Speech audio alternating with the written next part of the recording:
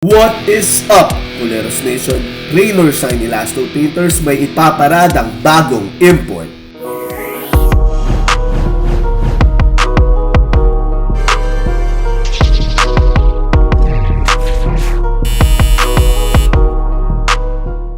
At Puleros Nation, kamakailan lamang napabalita na ang Raynor Shine import na si Steve Taylor ay papalitan na. At galing ito sa mga sources natin sa spin.ph. At ang papalit na import dito ay si Ryan Pearson. Sino nga ba si Ryan Pearson?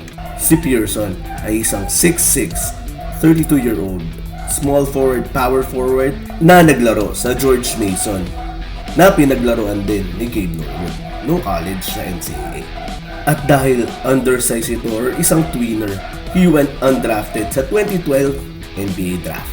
Matapos nito ay naging journeyman at naglaro sa iba't ibang bansa sa mundo, kabilang na ang Ukraine, Israel, Belgium at France. Sa kanyang physical appearance, kahawig niya si Anthony Davis. Ngunit subalit natapwat ang laruan nito ay Malatadyang or Thaddeus Young. Lika, panoorin natin ang ilang mga highlights sa kanyang laro.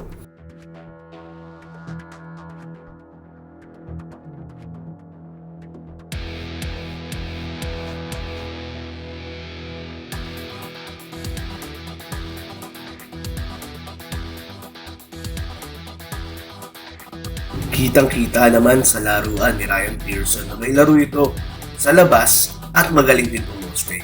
Kumbaga, do it all import. Although undersized, magkakaroon to ng malaking impact sa Raynor Shine. At alam naman natin na di kalibre pumili ng import si Coach Yang Yao. Raynor Shine fans at Puleros Nation, excited na ba kayong mapanood ang laruan ni Ryan Pearson sa PBA? Please leave a comment on the comment section below. At kung nagustuhan niyo ang content ko na to, please don't forget to hit the like at mag-subscribe. Hit niyo na rin yung notification bell para ma-update kayo sa mga upcoming videos ko. And Puleros Nation, I'm out.